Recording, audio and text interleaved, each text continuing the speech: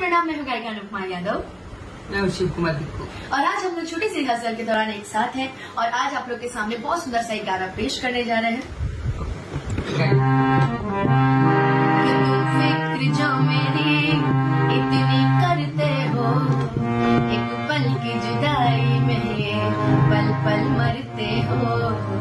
मेरी सांस महकती है सांसों में तुम्हारी, क्यों इतनी मोहब्बत तुम किया करते हो।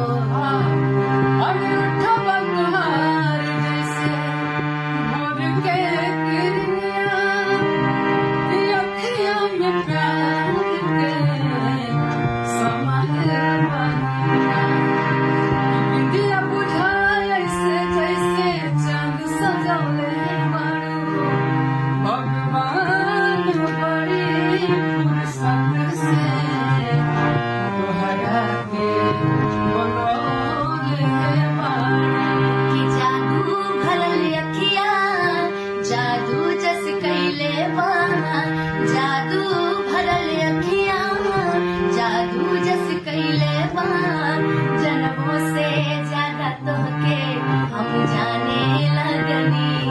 तू जिंदगी में जब से आई न जान बन के भगवान के माने लगनी, भगवान के माने लगनी। कैसा लगा आपको हमारा ये गाना? आप सभी कमेंट बॉक्स में जरूर बताएं और पेज को ज्यादा फॉलो कीजिए।